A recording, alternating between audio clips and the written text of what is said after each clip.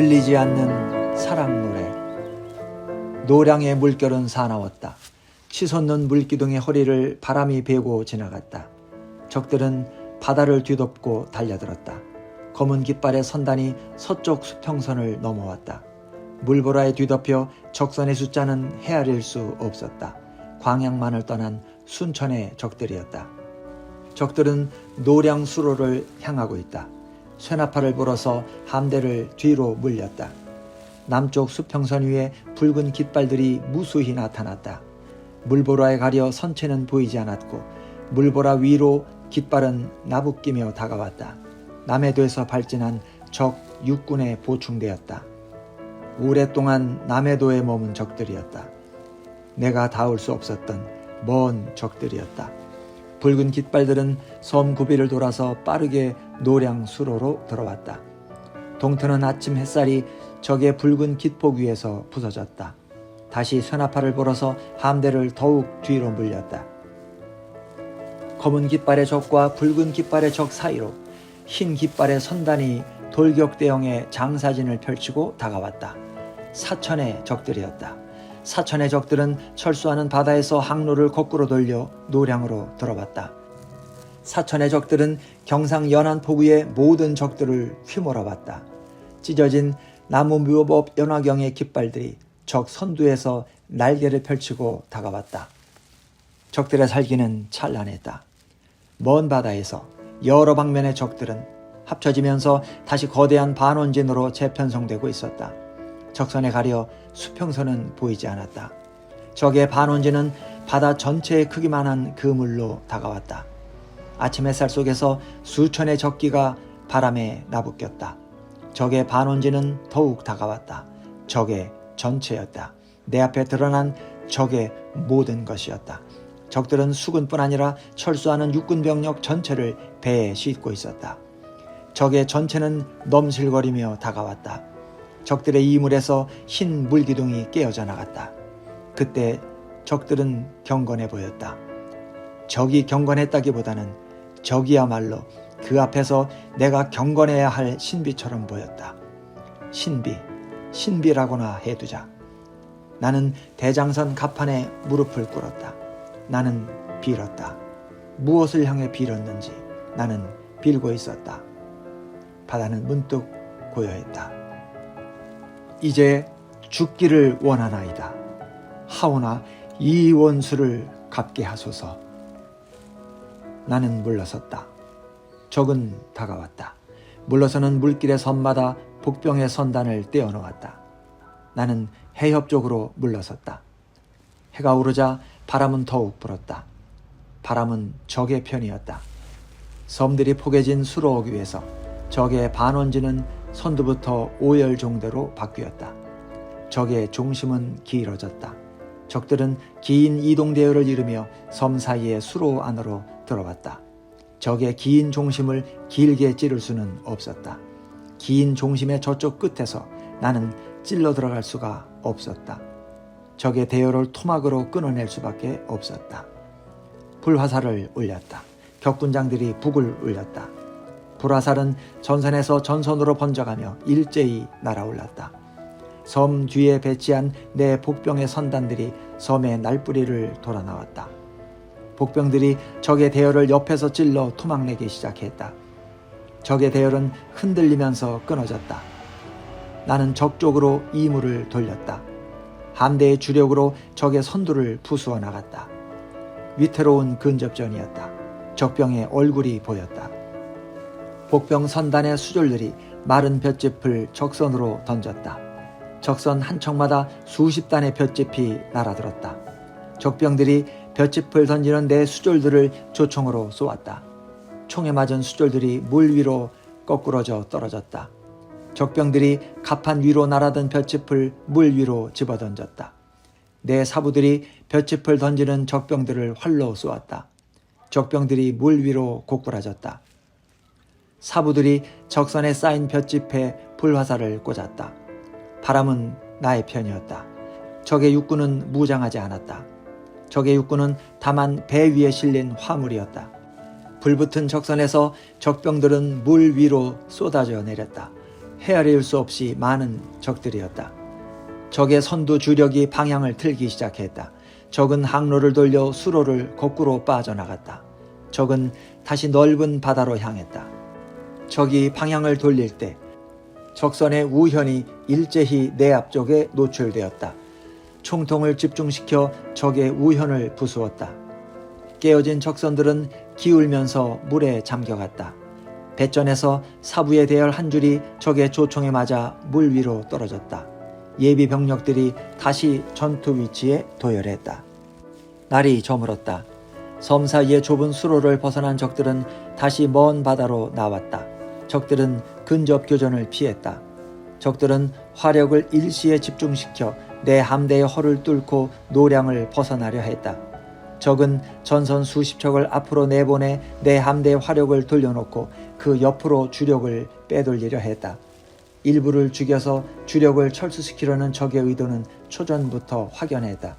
나는 함대를 물려가면서 적 주력의 항로를 차단했다.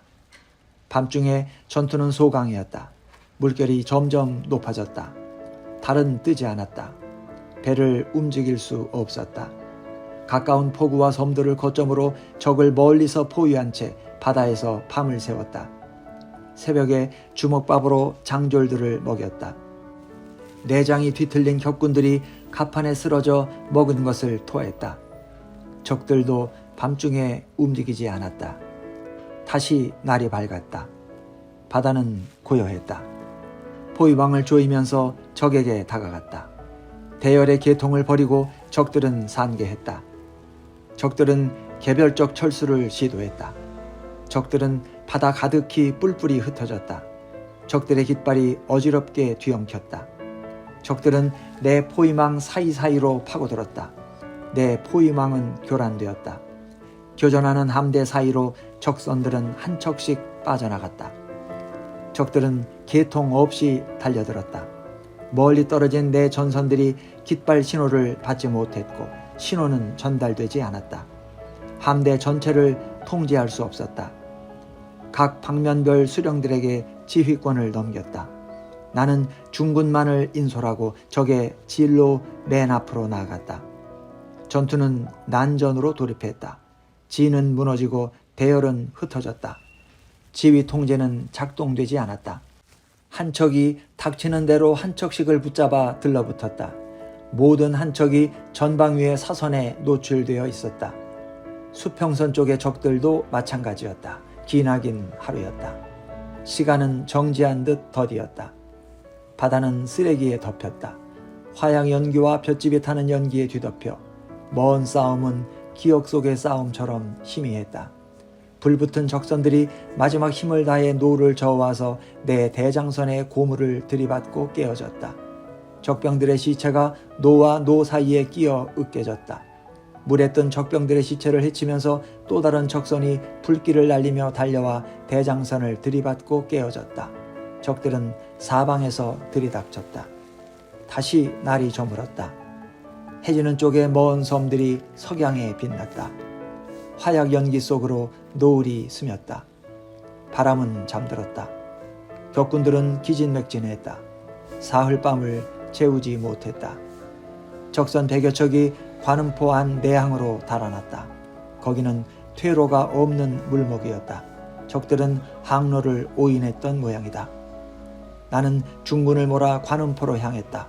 거기서 포구의 어귀를 막고 안쪽을 찌를 판이었다. 적선 2척이 내 대장선 앞뒤로 달려들었다. 뒤쪽에서 중군장이 달려나와 앞에서 달려드는 적선을 막았다. 나는 대장선 장대에서 소리쳤다. 관음포가 급하다. 관음포로 가자. 난간에 도열한 적들이 일제히 무더기로 쏘아댔다. 갑자기 왼쪽 가슴이 무거웠다. 나는 장대 바닥에 쓰러졌다. 군관 송희립이 방패로 내 앞을 가렸다. 송희립은 나를 선실 안으로 옮겼다. 고통은 오래전부터 내 몸속에서 살아왔던 것처럼 전신에 퍼져나갔다. 나는 졸음처럼 서서히 그러나 확실히 다가오는 죽음을 느꼈다. 지금 싸움이 한창이다. 너는 내 죽었다는 말을 내지 말라. 내 갑옷을 벗기면서 송일입은 울었다. 나으리, 총알은 깊지 않사옵니다. 나는 안다. 총알은 깊다. 총알은 임진년의 총알보다 훨씬 더 깊이 제자리를 찾아서 박혀 있었다. 오랜만에 갑옷을 벗은 몸에 서늘한 한기가 느껴졌다. 서늘함은 눈물겨웠다. 팔다리가 내 마음에서 멀어졌다. 몸은 희미했고 몸은 멀었고 몸은 통제되지 않았다. 북을 계속 울려라. 관음포 멀었느냐. 송일입은 갑옷 소매로 눈물을 닦으며 북을 울렸다. 난전은 계속 중이었다. 싸움의 뒤쪽 아득한 바다 위에서 노을에 어둠이 스미고 있었다. 적선을 태우는 불길이 바다 곳곳에서 일었다. 등판으로 배의 흔들림이 느껴졌다. 격군들은 관음포를 향해 저어가고 있었다. 싸움터를 빠져나가 먼 바다로 달아나는 적선 몇 척이 선창 너머로 보였다. 밀물이 썰물로 바뀌는 와류 속에서 적병들의 시체가 소용돌이쳤다. 부서진 적선의 파편들이 배전에 부딪혔다. 나는 심한 졸음을 느꼈다. 내 시체를 이 쓰레기의 바다에 던지라고 말하고 싶었다. 졸음이 입을 막아 입은 열리지 않았다. 나는 내 자연사에 안도했다. 바람결에 화약 연기 냄새가 끼쳐왔다. 이길 수 없는 졸음 속에서 어린 면의 전 냄새와 내 젊은 날 함경도 백두산 밑의 새벽 안개 냄새와 죽은 여진의 몸 냄새가 떠올랐다. 멀리서 임금의 해소기침 소리가 들리는 듯했다. 냄새들은 화약 연기에 비벼지면서 멀어져 갔다. 함대가 관음포 내항으로 들어선 모양이었다. 관음포는 보살의 포구인가. 배는 격렬하게 흔들렸고 마지막 고비를 넘기는 싸움이 시작되고 있었다. 선창 너머로 싸움은 문득 고요해 보였다. 세상의 끝이 이처럼 가볍고 또 고요할 수 있다는 것이, 칼로 베어지지 않는 적들을 이 세상에 남겨놓고 내가 먼저 관음포에 누우리 적들 쪽으로